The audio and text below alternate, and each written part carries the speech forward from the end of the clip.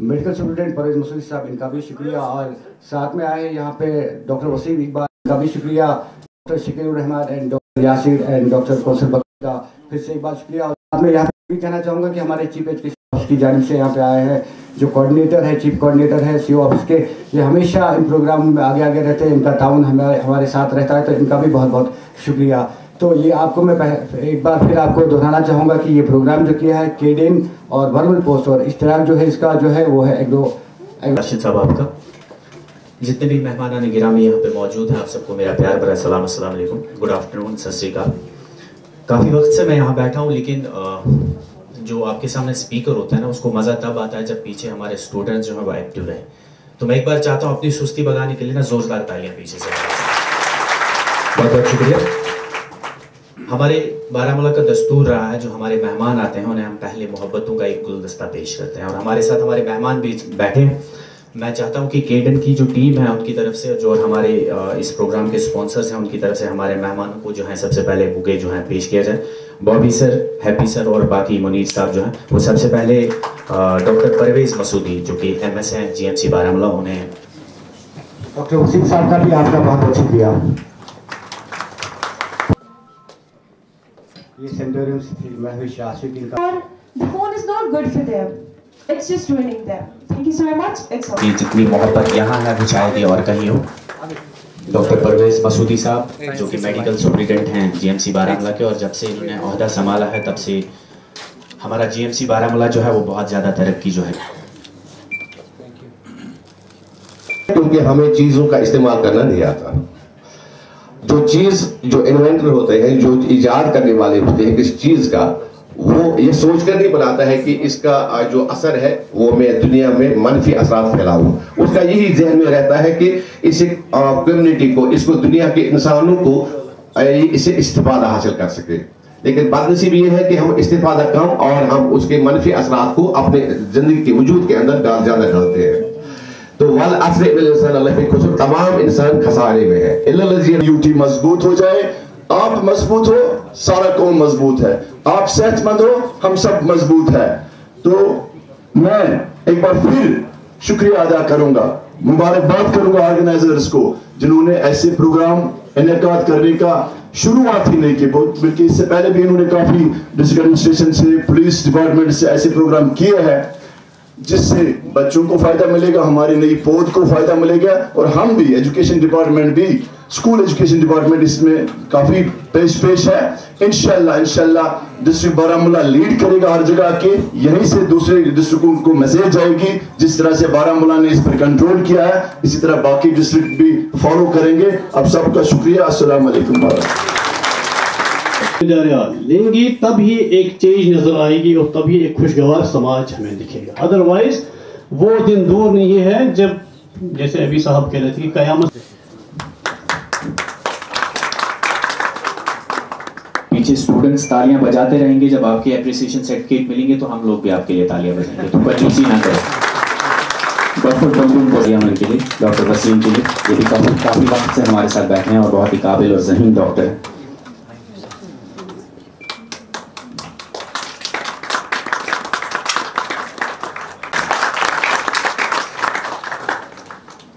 बहुत ही काबिल न्यूरोसर्जन हैं GMC बारामूला में, और बहुत ज़्यादा खिदमत भी करते हैं लोगों की।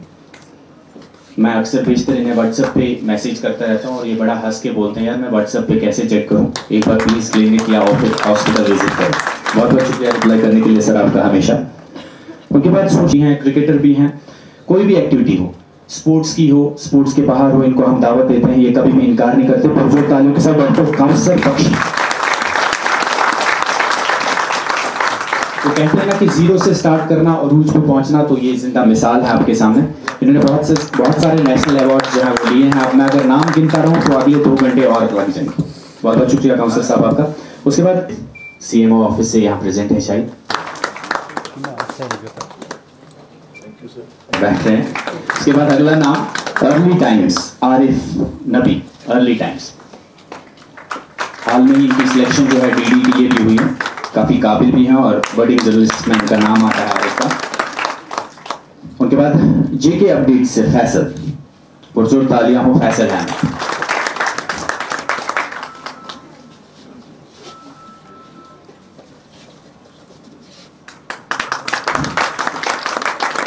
निसार मलिक, ब्राइटर कश्मीर, पुरजोर तालियां हो इनके लिए।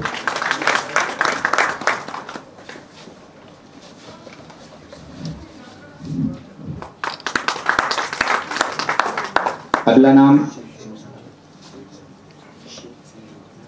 शेख संजील, ग्रेटर नाव, पुरजोर तालियां इनके लिए।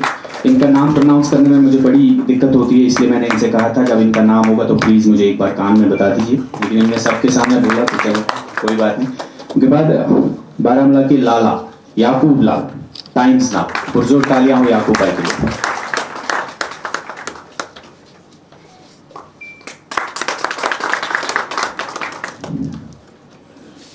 आबिद अहमद, कश्मीर वायर, आबिद, ये मीडिया के प्रेसिडेंट भी हैं। सुहेल खान, पुरजोर तालियां इनके लिए। इन्होंने भी आज के प्रोग्राम को कामयाब बनाने के लिए बहुत ज़्यादा मेहनत की है, वो भी अपना मोहब्बतों का तोहफा वसीम इकबाल साहब से जो हासिल करें। उनके बाद मैं जब मीडिया में था तो मेरे बॉस आशिक मीर साहब, कश्मीर वायर, पुरजोर तालियां इनके लिए।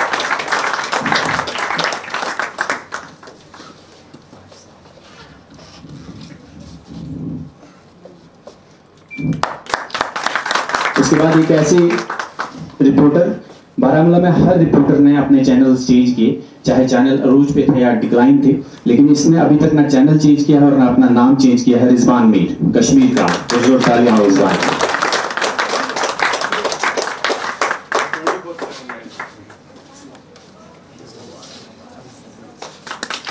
कश्मीर का रिजवान मीर। डॉक्टर वसीम इकबाल, आपका बहुत बहुत शुक्रिया, thank you very much sir. अब मैं गुजारिश तो बहुत प्यार होता है और गुलजार साहब ने वो आज दिखाया जब उन्होंने माइक लगभग 15 मिनट तक नहीं छोड़ी। वसीम साहब से जो है अपना मोहब्बतों का तोहफा हासिल करते हुए, उनके बाद एक बहुत ही काबिल और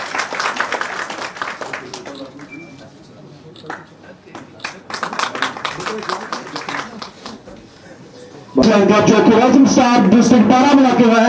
अगर हम स्पोर्ट्स फील्ड की बात करेंगे, हर वक्त हमेशा हर एक स्पोर्ट्स फील्ड में आगे होता है। किफायत अल्ताफ साहब, अब वो अपना अवार्ड ऑफ एप्रिसिएशन यहाँ से हासिल करेंगे परवेज साहब से। Thank you. एक अवार्ड छोड़ रहे हैं यहाँ पे बल्कि सर, चीफ एजुकेशन ऑफिसर साहब यहाँ पे प्रेजेंट नहीं है, उनके बिहाफ पर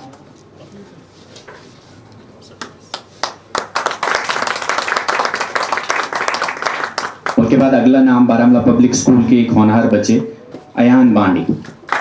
अयान बांडे बहुत ही ज़बरदस्त इन्होंने अपनी स्पीच जो है डिलीवर की, मैं बहुत ज़्यादा इम्प्रेस हुआ। हालांकि मैंने आधा ही हिस्सा इनका सुना। बहुत अच्छी कमांड है इनकी इंग्लिश लैंग्वेज में भी, और इन्होंने बोला जो है टू द पॉइंट बहुत अच्छा था। उसके बाद Guru Nanak Dev ji model high school Baramulla, कायनात सूफी, कायनात सूफी।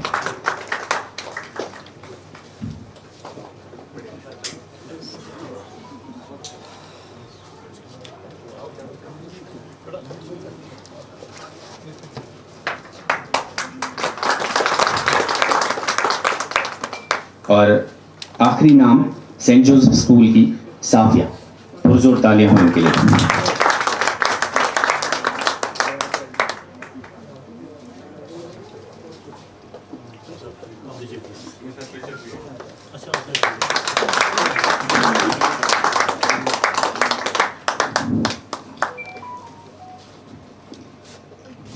SRM 12 in Sopore, Noorain Rashid. आसान नहीं रहता इतने लोगों के सामने बोलना। इन सारी बच्चियों और बच्चों ने जो है बहुत ही ज़बरदस्त बोला, मैं इनको मुबारकबाद पेश करता हूं। उनके बाद मोइन मुश्ताक, इस्लामिया हाई स्कूल बार।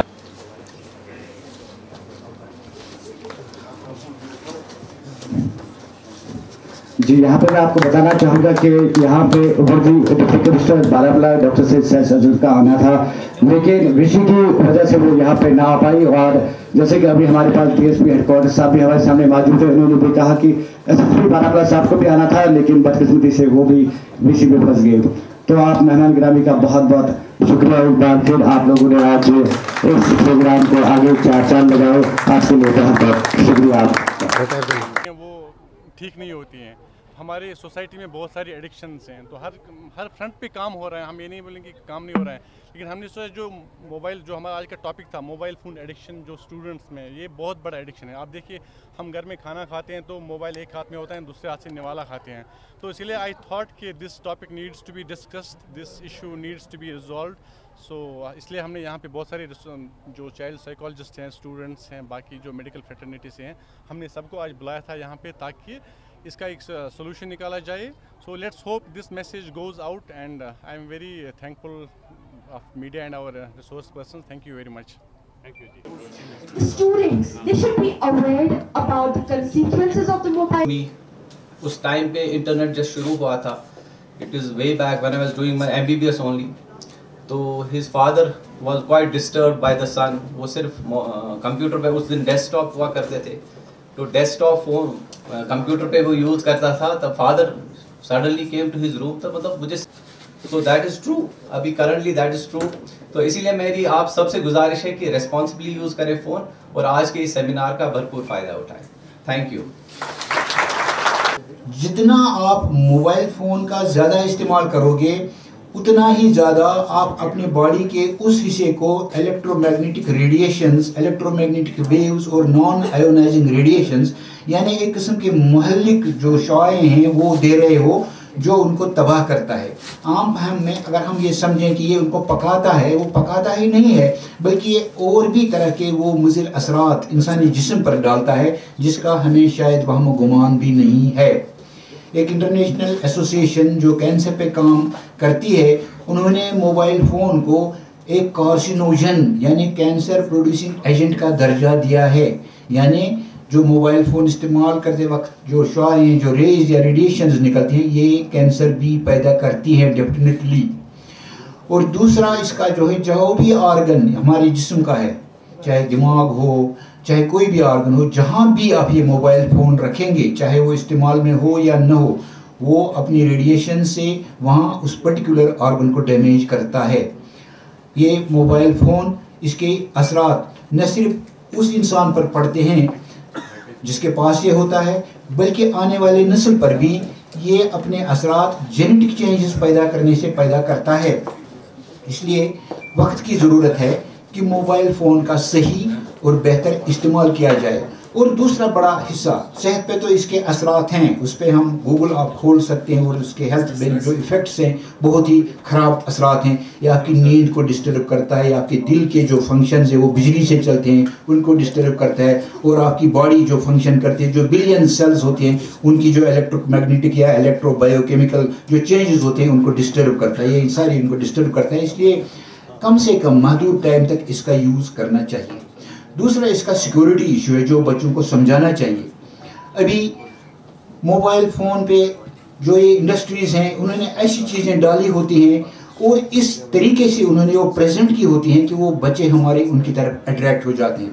कहीं हल्का सा भी टच आपने लाइक डिसलाइक किया या कोई बटन दबाया, पता नहीं आपको हम किस मुसीबत में फंस जाएंगे। इसलिए वालिदैन से, टीचर से, समाज के तमाम हसास अफराद से गुजारिश है कि जो भी बच्चे, स्टूडेंट या कोई भी जो हमारे समाज में हैं जो वाक़ियत नहीं रखते हैं मोबाइल फ़ोन्स के बारे में, इनके सिक्योरिटी इश्यूज़ के बारे में उन्हें आगाही दी जाए।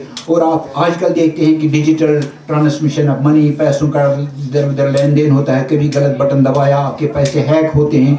तो इन सब चीज़ों के बारे में मैं चाहता हूँ, मैं समझता हूँ कि वक्त की ज़रूरत है, और इन ऑर्गेनाइजर्स को मैं मुबारकबाद देना चाहता हूँ जिन्होंने ये टॉपिक चुना है, न सिर्फ स्टूडेंट कम्युनिटी को बल्कि आवाम के तमाम तबकों को मोबाइल फ़ोन के सही इस्तेमाल के बारे में जानकारी मिलनी चाहिए। क्योंकि हमें पता नहीं है कि मोबाइल फ़ोन का अचानक गलत बटन दबाने से या कभी हम कहीं और अटेंशन होता है, कोई बटन दबाया, हम किस मुसीबत में फंस सकते हैं।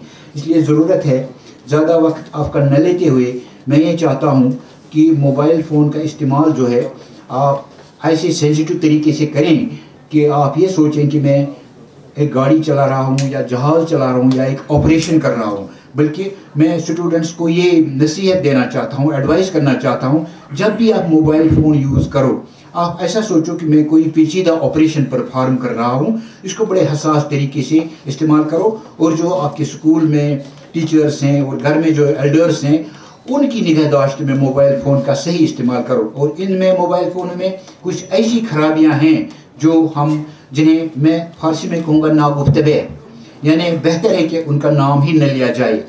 तो साइबर सिक्योरिटी, साइबर क्राइम्स और मोबाइल फ़ोन का इस्तेमाल, उसके बारे में मैं चाहूँगा कि जो police and law enforcing agencies हैं और इंफॉर्मेशन टेक्नोलॉजी से कंसर्न हैं, उनका भी अगर इसमें एक प्रोग्राम होता।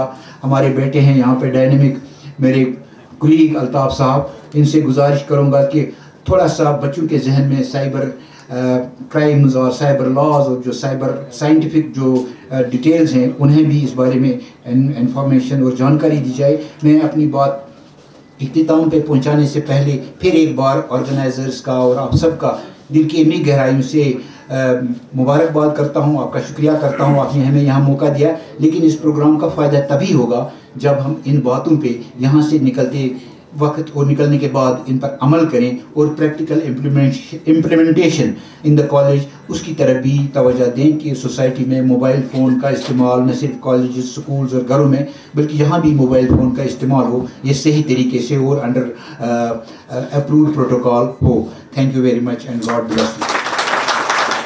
Grow bright, connection fades, real moments lost in digital shades. Phones in hand, attention strays, human touch replaced by pixel arrays.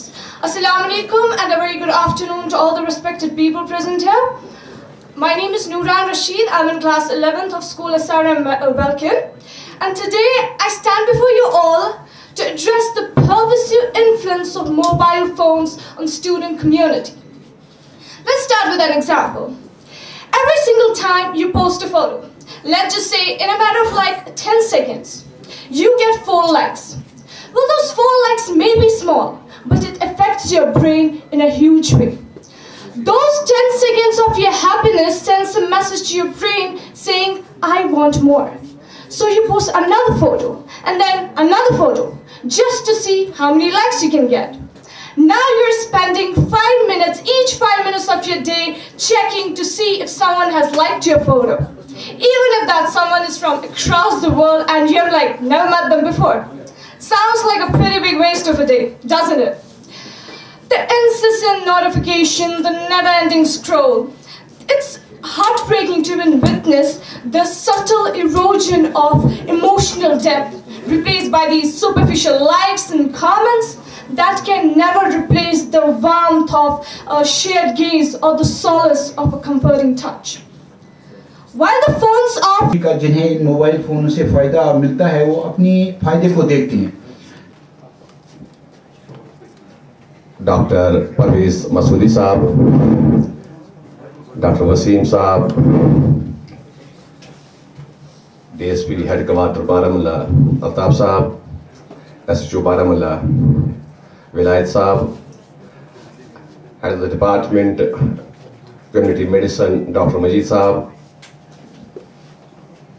मेरे हम सफ़र साथी और यहाँ पर तशरीफ़ फरमा जितने भी तलबा हैं और खुसूसन यहाँ पर ऑर्गेनाइजर्स जो हैं, ये जिम्मेदारी हमारी थी मीडिया की ही ऐसी चीज़ों को हम आम लोगों तक पहुँचाए, तो ये हमारी ही जिम्मेदारी बनती है। लेकिन आज इनिशिएटिव लिया है हमारे अरशद साहब ने और मुनीर साहब ने ऐसी सेमिनार को ऑर्गेनाइज करने का, तो हम इसीलिए यहाँ पर आए क्योंकि ये जिम्मेदारी हम मिन जुमला ज़राए इब्लाग का ही है कि हम जो यहाँ पर ज़मीन पर होता है, जो भी अमल होता है, तो उसको हम दूसरे आवाम तक पहुँचाएँ, लोगों तक पहुँचाएँ।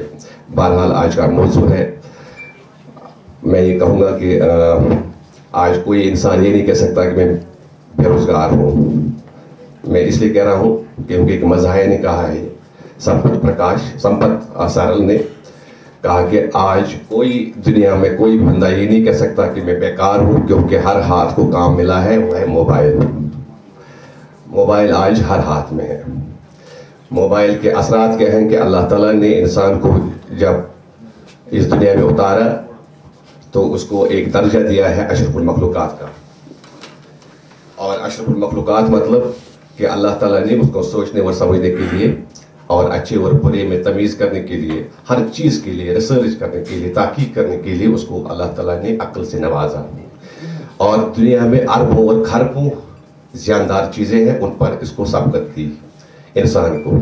लेकिन हमने हमेशा देखा कि आदम अलैहिस्सलाम के बाद सिलसिला आगे बढ़ा। के साथ चलने के लिए मोबाइल हमारे को यूज़ करना इस वक्त बहुत ज़रूरी है, तो it's a necessary part of our life now. अब यही है कि हम लोग एज ए डॉक्टर्स या जो हम लोग देखते हैं पेशेंट्स में, तो हम लोग ये सजेस्ट करते हैं आपको, स्पेशली स्टूडेंट कम्युनिटी को या इन जनरल पब्लिक को, कि आप यूज़ करो लेकिन थोड़ा केयरफुली यूज़ करो, ओवर यूज़ भी ना करो कि जिससे आपको प्रॉब्लम्स हों। जैसे मैं न्यूरो से रिलेटेड हूँ, तो जो मैं अपने डेली क्लिनिकल प्रैक्टिस में जो पेशेंट्स में प्रॉब्लम्स जो देखी हैं हमने, जो मोबाइल से एसोसिएटेड पर्टिकुलरली हैं, जैसे जिसमें सबसे मोस्ट कॉमन है आजकल नेक पेन, ठीक है ना, जिसे सर्वाइकल पेन हम लोग बोलते हैं, वो मोस्ट कॉमन इवन यंग छोटे बच्चों में भी होने लगा है, जो पहले ओल्ड एज में होता था। मोस्ट ये रीज़न यही है कि जो हम लोग झुक के घंटों तक मोबाइल यूज़ करते हैं, तो इसकी वजह से ये प्रॉब्लम बहुत ज़्यादा सोसाइटी में बढ़ने लगी हैं। सेकेंड है जो हेडेक्स हैं, सिर दर्द, ये बहुत कॉमन हो गया है लोगों में, क्योंकि ऑब्वियसली मोबाइल में ब्राइट लाइट है, जो आपका स्क्रीन टाइम जितना ज़्यादा होगा तो उतना आपका ब्रेन स्ट्रेस में रहता है। इंसोम्निया, ठीक है, नींद ना आना, देर तक नींद नहीं आती है, छोटे छोटे बच्चों में ये प्रॉब्लम्स होने लगी है। उसका भी रीज़न यही है कि देर रात तक मोबाइल देखते रहते हैं।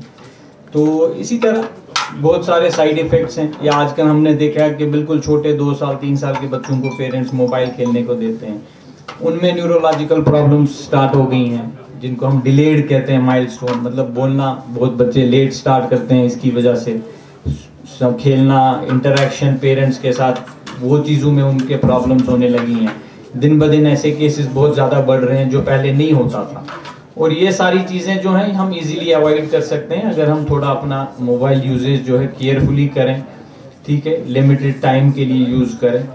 और जो हम लोग, जैसे आपके स्टूडेंट्स के लिए मैं बोलूँगा, आप लोग सब्स्टिट्यूट करते हो बुक्स को मोबाइल के साथ, वो ठीक नहीं है। बुक्स आर सेफ, बुक्स जो पहले से चल रहा है ट्रेडिशनल बुक्स हैं उनको आप पढ़ो।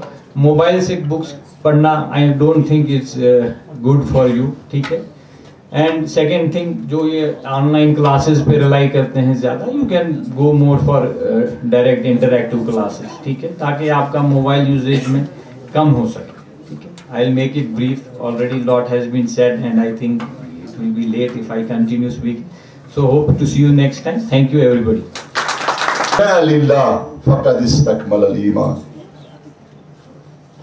अपने पीछे छोड़ जाना अपने यादों के नकूश, अपने पीछे छोड़ जाना अपने यादों के नकूश, आने वाले काफिले के रहबर बन के चलो। आप सब बच्चों के लिए एक शायर।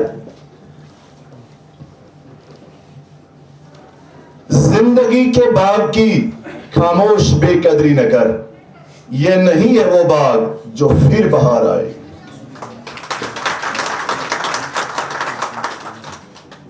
Respected dignitaries, organizers, dear students, अस्सलाम वालेकुम, आदाब, सत श्री अकाल। मोबाइल यूजेस पर बहुत तवील बात होगी। ये रिसर्च भी है, साइंटिफिकली डायनेमिक रिनाउंड डॉक्टर्स बैठे हैं कि नेगेटिव एनर्जी में, नेगेटिव जो सोच है उसमें एनर्जी कम लगती है, पॉजिटिव सोच में एनर्जी ज्यादा लगती है। आप अभी स्टूडेंट्स हैं, यू आर इन स्टडी, आप इस पर स्टडी कीजिए कि हमें ध्यान देना है पॉजिटिव सोच पर। जब हम पॉजिटिव सोच अपनाएंगे हम इन सब चीजों को कर्ब कर सकते हैं। मोबाइल यूज करना आप छोड़ नहीं सकते। डिजिटल वर्ल्ड में, आजकल के वर्ल्ड में, जैसे डॉक्टर साहब ने अभी बताया कि इसका इंपॉर्टेंट रोल है, इसके बगैर जिंदगी अधूरी है। अगर हम ये इस्तेमाल नहीं करेंगे तो हम नहीं चल पाएंगे। आजकल जितने भी काम हो रहे हैं सारे ऑनलाइन होते हैं और इसके लिए मोबाइल यूज करना जरूरी है। लेकिन इसमें जो खराफात हैं, इन खराफात से बचने के लिए आपको अपने सोच पर, आपके जो मुअज़्ज़िज़ उस्ताज़ किराम हैं, आपके जो पेरेंट्स हैं, उनसे मशवरा लेने के बावजूद यहाँ पर हम खुशकिस्मत हैं बारामूला के लोग कि ऐसी इंटेलेक्चुअल लोग हमारे पास मौजूद हैं। चाहे आप जेएमसी जाओगे, चाहे आप पुलिस डिपार्टमेंट में जाओगे, चाहे आप डिस्ट्रिक्ट एडमिनिस्ट्रेशन की तरफ जाओगे, चाहे मीडिया की तरफ जाओगे, यहाँ का जो मीडिया है इसने भी जबरदस्त रोल इसमें किया है। चाहे अल्ताफ साहब जो एक मिशन पर है, जो एनकॉर्ड ये चलाते हैं ड्रग को कंट्रोल करने में, उसमें भी जबरदस्त रोल है मीडिया का। हर एक इनकी न्यूज, हर एक इनका प्रोग्राम बड़े खुश उसलूब से लोगों तक पहुंचाते हैं, सोशल मीडिया के जरिए, प्रिंट मीडिया के जरिए। इसी तरह से जो जेएमसी में प्रोग्राम हो रही है वहां भी बड़े बड़े सेमिनार होते हैं। मैंने भी 2-3 सेमिनार सर आपके ज्वाइन किए जो डॉक्टर साहब ने हाल ही में ड्रग एडिक्शन के बारे में किया था। वहां पर हमने भी 100-150 बच्चे भेजे थे और हम from chief education office Baramulla काफी प्रोग्राम्स चलाते हैं। हर एक स्कूल में ड्रग एडिक्शन क्लब है, हेल्थ एंड वेलनेस क्लब हमने बनाए हैं। कोशिश यूटी मजबूत हो जाए, आप मजबूत हो, सारा कौम मजबूत है। आप सेहतमंद हो, हम सब मजबूत है। तो मैं एक बार फिर शुक्रिया अदा करूंगा, मुबारकबाद करूंगा ऑर्गेनाइजर्स को जिन्होंने ऐसे प्रोग्राम इनेकाद करने का शुरुआत ही नहीं की, बल्कि इससे पहले भी इन्होंने काफी डिस्ट्रिक्ट एडमिनिस्ट्रेशन से, पुलिस डिपार्टमेंट से ऐसे प्रोग्राम किए हैं जिससे बच्चों को फायदा मिलेगा, हमारी नई पौध को फायदा मिलेगा और हम भी एजुकेशन डिपार्टमेंट भी, स्कूल एजुकेशन डिपार्टमेंट इसमें काफी पेश है। इंशाल्लाह डिस्ट्रिक्ट बारामूला लीड करेगा हर जगह के, यहीं से दूसरे डिस्ट्रिक्टों को मैसेज जाएगी। जिस तरह से बारामूला ने इस पर कंट्रोल किया है, इसी तरह बाकी डिस्ट्रिक्ट भी फॉलो करेंगे। आप सबका शुक्रिया। अस्सलाम वालेकुम। लेंगे तब ही एक चेंज नजर आएगी और तभी एक खुशगवार समाज हमें दिखेगा। अदरवाइज वो दिन दूर नहीं है जब, जैसे अभी साहब कह रहे थे कि कयामत। परवेज साहब, कैसर साहब, गनाई साहब, अदर डिग्निटीज, अस्सलाम वालेकुम रहमतुल्लाहि व बरकातहू। मुझे इस बात का एहसास है कि आप लोग बड़ी देर से यहाँ बैठे हैं और थके भी होंगे, ह्यूमन नेचर है। मैं बहुत कोशिश करूँगी कि आपका कम से कम वक्त ले लूँ। बहुत कुछ यहाँ बताया गया, सुनाया गया। मुझे एक, इससे पहले मैं कि अपना टॉपिक शुरू करूँ, मैं एक कहानी आपको बताता हूँ। एक बादशाह साहब थे, ये मैं अक्सर स्टोरी बता रहता हूँ जहाँ भी मैं जाता हूँ, क्योंकि इसकी बड़ी अहमियत मुझे लगती है। जब आप सुनेंगे तो मुझे उम्मीद है कि आप भी रियलाइज करेंगे कि ये हमारी समाज का ये जो हाल है ऐसा ही है। एक बादशाह साहब थे, उनकी रियाया जो थी वो पब्लिक जो थी बड़ी खत्म हुई थी। चोरी, डकैती, शराब, ज़िना, बाकी जो हर किस्म का जो क्राइम है वहाँ होता था। वो बड़ा परेशान था, दिल का बड़ा साफ था, ईमानदार था। अपने वजीर को बताता है कि मामला क्या है, हमसे कहाँ गलती होती है, खुदा हमें क्यों नाराज़ है। तो वजीर बड़ा चालाक था, दाना था। उन्होंने कहा बादशाह साहब ये हमारे पॉपुलेशन जो है, रियाया जो है, ये बेज़मीर हो गई है। डॉक्टर साहब ने कहा, ये जो बादशाह साहब ने कहा ये ऐसे क्या है, how can you explain it. तो वजीर ने एक एग्जाम्पल के तौर उसको समझाया। वजीर ने एक प्रोग्राम बनाया। एक तालाब था इलाके में, बादशाह साहब को कहा कि हम इस तालाब को खाली कर देते हैं, इसमें गंदा पानी है। फिर प्रोग्राम रखेंगे कि इस तालाब को बंद के बाद हर घर जो है, जितनी पॉपुलेशन है, अपने अपने घरों से दूध ला के इस तालाब में जमा करेंगे। एक मुकर्रर दिन रखा गया। जब ये दिन आ गया, हर एक घर को जितना उनके पास दूध होता था वो लाना था इस तालाब के लिए। टाइम रखा गया शाम का, भाई शाम के बाद लोग आएंगे और दूध डालते जाएंगे और फिर अंदर महल खाने में जाके वहाँ एक दावत होगी। मुकर्रर दिन आ गया। जब मैं घर से निकलता हूँ दूध लेके, मैं सोचता हूँ यार इतनी आबादी है, 20,000-30,000 लोग वहाँ दूध डालने जाएंगे, मैं क्यों ना पानी लेके जाऊँगा। मेरा पानी वहाँ कहाँ दिखेगा? रात का समय है, मैंने अंधेरे में डालना है, मैं थोड़ा लेट जाऊँगा, किसी को पता भी नहीं चलेगा। मैं पानी लेके गया, मेरे भाई ने भी यही सोचा है, भाई वहाँ तो दुनिया दूध लेके जाएगी तो मेरा पानी कहाँ दिखेगा? ये 4 पैसे कल काम आएंगे बच्चों को घर में। मेरे कज़न ने भी यही सोचा था, मेरे अंकल ने भी यही सोचा है, मेरे दोस्त ने भी यही सोचा है। गरज जो भी बंदा था, हर एक फर्द ने यही सोच के पानी लेके गए और कोई भी शख्स बाज़मीर न था और दूध लेके जाता, क्योंकि अंधेरा था। पानी डालते गए, जब सुबह बाहर आ गए नज़ारा देखने के लिए तो बादशाह साहब थोड़ा सा लेट आने थे। पब्लिक पहले जमा हो गई, नज़ारा देखते सोच में पड़ गई, ये क्या क़यामत आ गई है। मुझे पता था मैंने पानी डाला था, मगर फिर भी मैं कह रहा हूँ ये सबने दूध डाला तो ये पानी का रंग कैसे हो गया? हमारे अमल बड़े ख़राब हैं। मगर अंदर से मुझे पता था कि मेरी हैसियत क्या है। सबको एहसास हो गया कि भाई शायद जो मैंने गलती की वो मेरे दोस्त ने भी की, मेरे हमसाये ने भी की, हर एक बंदे ने यही गलती की है। अब खतरा ये था कि जब बादशाह सलामत बाहर निकलेंगे तो हमारी हालत क्या होगी।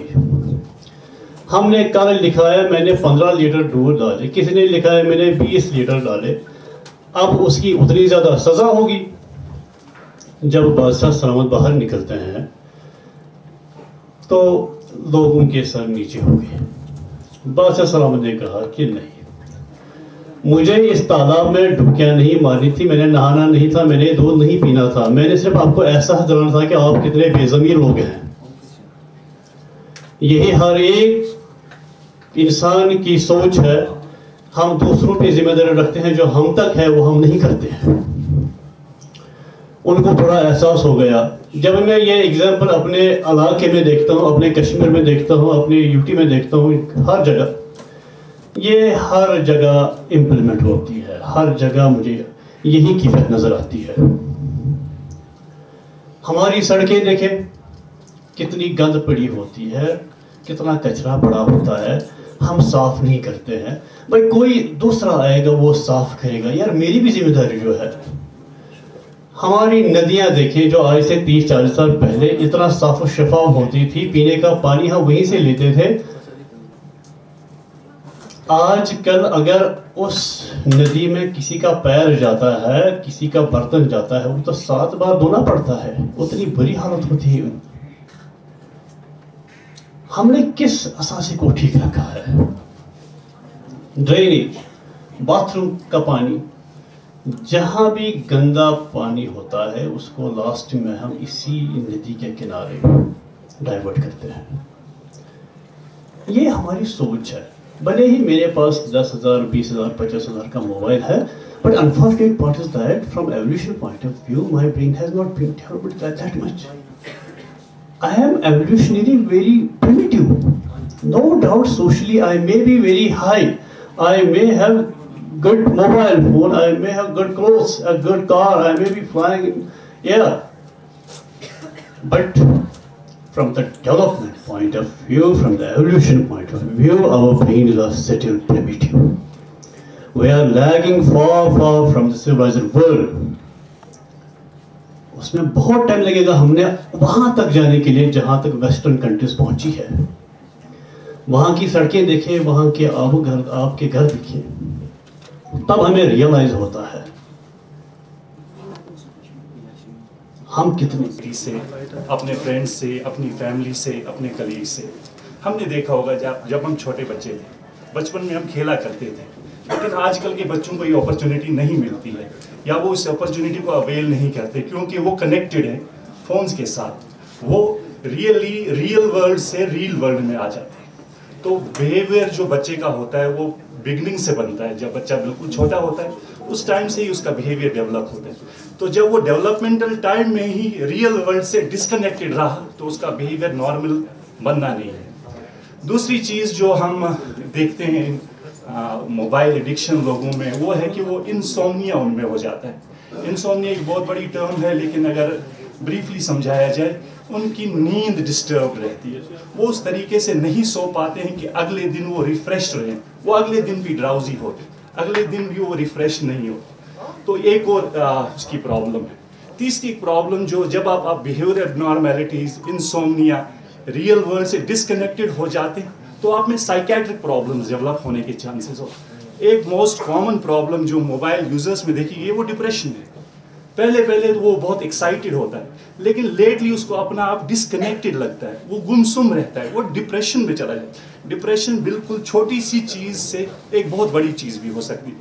आम हालात में खुश ना होना, दिल की खुशी ना होना एक डिप्रेशन है, और डिप्रेशन इतना सीवियर हो जाता है कि वो बंदा बिल्कुल गुमसुम अलग थलग बैठता है, इवन सुसाइडल टेंडेंसीज या सुसाइड्स भी कमिट करते हैं।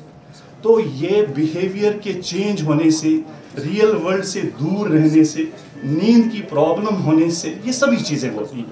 तो मेरी गुजारिश है, सभी लोग अभी तक बता चुके हैं कि हमें मोबाइल फ़ोन्स का यूज़ तो करना ही करना है, लेकिन एक रेगुलेटेड तरीके में यूज़ करें। जैसे हमारे मजीद साहब ने बताया कि लाइसेंस लेनी पड़ेगी, सच्ची में वो लाइसेंस तो कोई गवर्नमेंट नहीं देगी, मोबाइल फ़ोन कंपनियां नहीं देंगी, लेकिन वो लाइसेंस पेरेंट्स हैं, वो लाइसेंस हमारी टीचर्स हैं, हमारे कलीग्स हैं, उनको रेगुलेट करना है। That means the licence.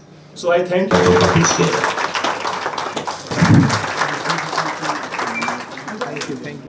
जी आज के प्रोग्राम